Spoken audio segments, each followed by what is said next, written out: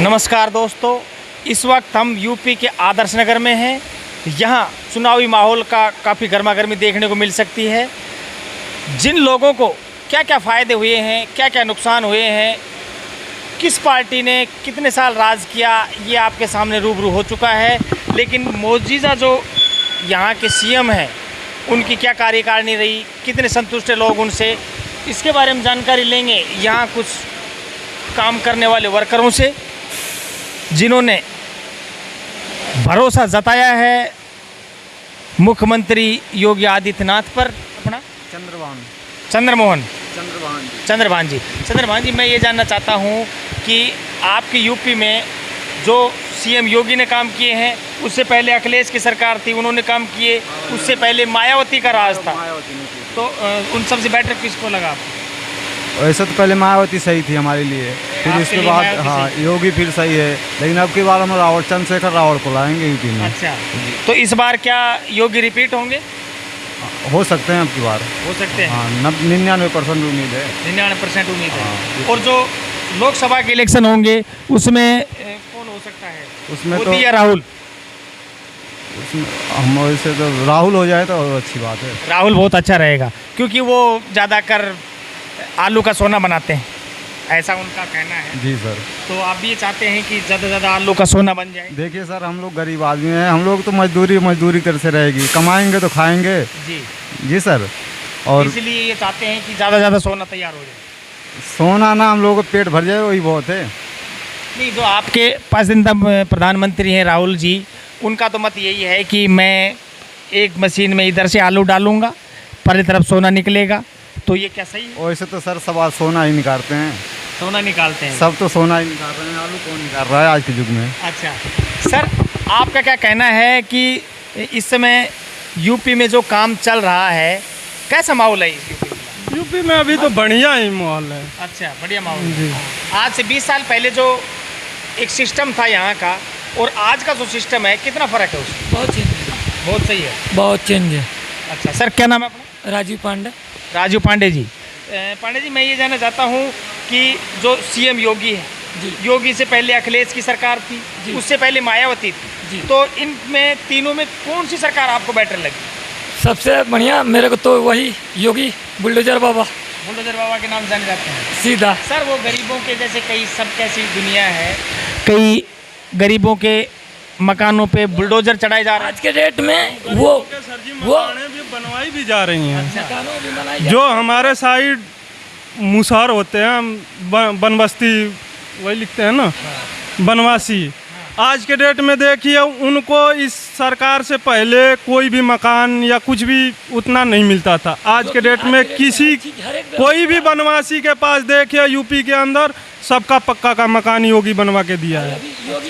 योगी 100 kilometre के दायरे में सारा रास्ता, गोरखपुर, मऊ, हर जगह 100 किलोमीटर के दायरे में सारा बना दिया है, योगी ने बनाया। हाँ। लेकिन एक चीज़ है, ये जो है उधर का जो है, ये रोड का जो बोल रहे हैं, ये अखिलेश का पास किया हुआ था। नहीं, अभी आज से 20 साल पहले यूपी में रात को लोग घरों से बाहर नहीं निकल सकते थे, इतनी लूट मार थी, क्या उसमें फ़र्क मिला है? हमको तो कभी 20 साल पहले भी वैसी दिक्कत नहीं हुई, आज भी नहीं। हाँ, छोटी छोटी जो आउट एरिया थी वहाँ पर था, लेकिन अब वो बात नहीं रही है। अच्छा, अब बहुत फर्क पड़ गया है। अब सबसे बड़ा है शिक्षा का अभाव, शिक्षा से लोगों में परिवर्तन आया है। अभी जो यूपी में पहले छोटी छोटी चीज़ों में मर्डर होते थे, एक दूसरे का खून कर देते, उसमें कोई भिन्नता आई? अब तो ख़त्म ही हो गया है। देखिए तो हो गया है। हाँ, मेन कारण क्या है उस चीज़ का? अब प्रशासन इतनी तगड़ी हो गई, प्रशासन इतनी तगड़ी है, शासन प्रशासन पूरे दिन दौड़ रहे हैं रोड पे, तो होगा क्या? आपकी नज़र में आगे जो सरकार आने वाली है, कौन सी बेटर रहेगी, मायावती, अखिलेश या देखिए बुलडोजर बाबा? अगर हम अपने दिल से कहें, बुलडोजर बाबा है। बुलडोजर बाबा आपके फेवरेट है? आपके? हमारे लिए भी वही है। हाँ। जो भी काम हो रही है, हम योगी के समर्थक में से हैं, योगी की समर्थक करेंगे, क्योंकि जो भी काम हो रहा है यूपी में, राम मंदिर कितने सालों से आज का मुद्दा नहीं था, ख़त्म हो गया। अब ये मस्जिद का चल रहा है। राम मंदिर से क्या फ़ायदा होगा? राम मंदिर से फ़ायदा क्या होगा? वो राम की जन्मभूमि थी, हमारा पहचान है वो। अच्छा, राम मंदिर में अभी तकरीबन 100-200 करोड़ रुपए लगेंगे। अब वही अगर किसी गरीबों के मकान बनने में उसमें काम आते तो क्या वो बुरी बात सर जी ये बात नहीं है, मतलब यह चीज़ है कि सर मान लीजिए कि मंदिर है, मंदिर और मस्जिद, हिंदू में कितना मरे, वही राम मंदिर के लिए कितना हिंदू और मुसलमान मरे, इसका तकरीबन आपको खुद ना अंदाजा होगा कि कितना मरे, कितना क्या हुआ।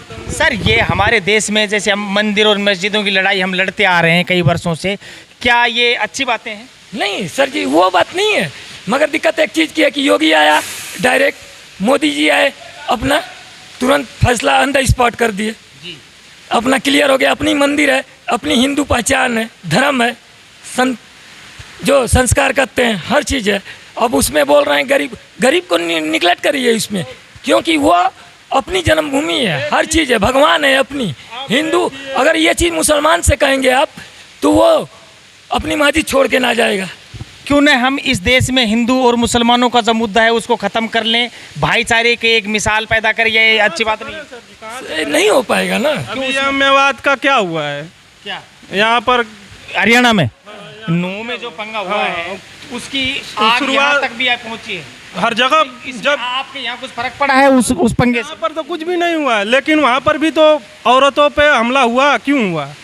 सर उसमें आपने एक चीज़ नोटिस किया हो तो जो रैली निकली थी उसमें कुछ हिंदू लोगों ने, जैसे बिट्टू बजरंगी है, उन्होंने भड़काऊ चीज़ें डाली हैं, क्या ये अच्छी बातें हैं? ये भड़काऊ बातें में तो गलत है, लेकिन शुरुआत सामने वाला ही कर रहा है, तो फिर हिंदू मुस्लिम कहाँ से भाई भाई होंगे ये बताइए। जब मुसलमान स्वयं शुरुआत कर रहा है, औरतों के ऊपर फायरिंग कर रहा है, वहाँ एक लड़का भी मारा गया, आखिर में शुरुआत तो वही लोग की है, तो अब हम उन्हें कैसे मान लें कि ये हमारे भाई हैं? जी, तो आप ये नहीं चाहते कि हमारे देश में सभी एक मत होके रहें, ये जो भाईचारे की जो एक मिसाल होनी चाहिए संसार में? और ये हिंदुस्तान इसी बात की है कि सब में एकता है, लेकिन अब इस टाइम की जो परिस्थिति चल रही है, एकता किसी के अंदर नहीं है। जी, आप नहीं चाहते कि भाई हम भाई भाई रहें? हम लोग क्यों नहीं चाहते हैं, हम लोग क्यों नहीं चाहते, हम लोग तो चाह रहे हैं, लेकिन शुरुआत तो उधर से ही हो रही है। आप एक बात बताइए, कहाँ पर हिंदू जाकर पहला दंगा शुरुआत किया है? कहीं पर भी आप बताइए। मुसलमानों का मैं कई जगह गिनती करवा दूंगा। हिंदुओं ने कभी कोई पंगा नहीं किया? अभी पीछे मोनू मानेसर है, उसके अलावा बिट्टू बजरंगी है, उन्होंने भड़काऊ स्टेटमेंट दिए। क्या उससे आज अगर हमारे समाज के बारे में, हिंदू समाज के बारे में अगर कोई गालियाँ उसको कोई मुसलमान निकालता है तो उसके घर मकान गिरा दिए जाते हैं, उनके घर क्यों नहीं गिराए गए? ये चीज़ गलत है सर। देखिए योगी सरकार में मकान गिराने की जो बात हो रही है, हिंदुओं का भी गिर रहा है, मुसलमानों का भी गिर रहा है। हिंदू भी गैंगस्टर है, वो भी मारा जा रहा है, मुसलमान है वो भी मारा जा रहा है। उसको बुलडोजर बाबा खुद गिरा रहा है। अवैध कब्जा किसी सरकारी संपत्ति पे तुम बैठ जाओ और आज बोलो कि ये खाली नहीं करेंगे तो वो खुद खाली करा रहा है, कराएगा ही, सरकारी संपत्ति है। सर आप कुछ बोलना चाहते हैं? सर अगर ये बुलडोजर से अगर फैसला हो तो भाई ये कोर्ट कचहरी सब बंद कर दो। मेरा तो ये मानना है। ये है बात मानने वाली। इनका कहना ये है कि अगर बुलडोजर बाबा अगर बुलडोजर से ही फैसला देते हैं तो फिर बंद कर दो ये कोर्ट, ये कचहरियाँ, ये जज, ये वकील, इनके पैसे क्यों लगाए जा रहे हैं? बहुत अच्छा लगा सर आपका ये सवाल। सर मैं ये जानना चाहता हूँ कि हमें एक होकर रहना चाहिए इस भारत में या पूरे संसार में जितने भी धर्म बने हुए हैं, इन धर्मों को हटा के एक मानव धर्म नहीं चलाना चाहिए हमें? जी, हमें तो सबसे बड़ी धर्म है इंसानियत। हम सबको एक जगह मिल के रहना चाहिए, यही हिंदुस्तान की संस्कृति है और हम सबको मिल कर के हिंदुस्तान को आगे ले जाना है। बहुत ज़बरदस्त बात बोली भाई साहब ने। हमारी लड़ाई है हिंदुस्तान को आगे बढ़ाने में। अगर हम आज यहाँ पे लड़ेंगे झगड़ेंगे तो बहुत पीछे रह जाएंगे। जैसे हमारे मुल्क पाकिस्तान है, वहाँ पे बमबारी, लड़ाई झगड़े, तो वो बहुत पीछे रह गए हमसे। तो आप क्या कहना चाहेंगे इस बार? सर बात यही है कि अगर अंदरूनी अगर भाई भाई में लड़ाई होगा तो आपसी दूसरे आदमी फ़ायदा उठाएगा।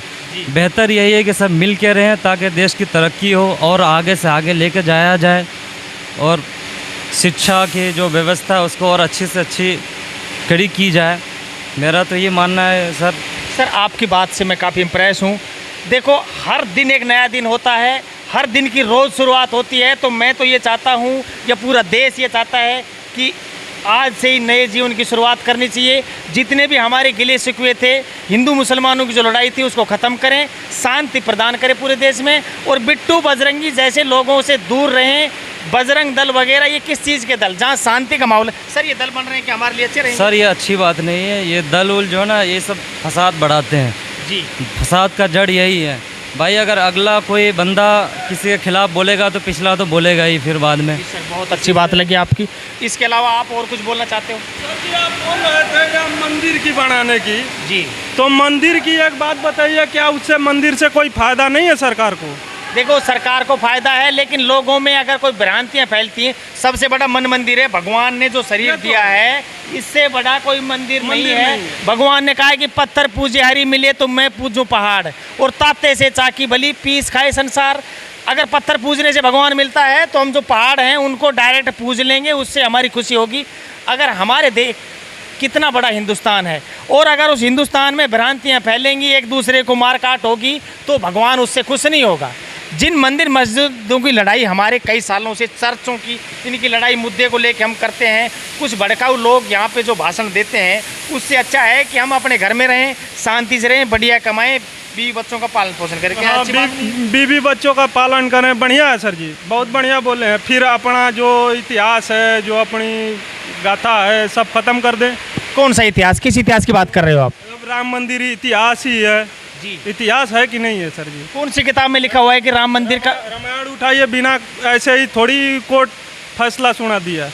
नहीं, अभी जो राम मंदिर का जो मसला है, वो मसला हमारा हल हो गया। राम मंदिर बन रहा है, उससे हमें कोई समस्या नहीं, लेकिन अब तो शांति से हम रह सकते हैं। शांति से सर जी, आगे वाले रहने नहीं दे रहे हैं ना। कौन नहीं रहने दे रहा? कितने मुसलमानों में भी हैं, हमारे भी दल में हैं, हमारे हिंदुओं में भी हैं, मुसलमानों में भी हैं, जो एक तरफी बात करते हैं जी। अब वो बोलते हैं जिहादियों को काट के फेंक दो, मतलब हम लोग के हाथ में कुछ भी नहीं है, काट के फेंक दो। हमें काट कर फेंक दिया जाना चाहिए, ऐसा उनका कहना है। हाँ। सर क्या कारण हो गया कि उनके दिलों में हमारे लिए इतनी नफरत क्यों है?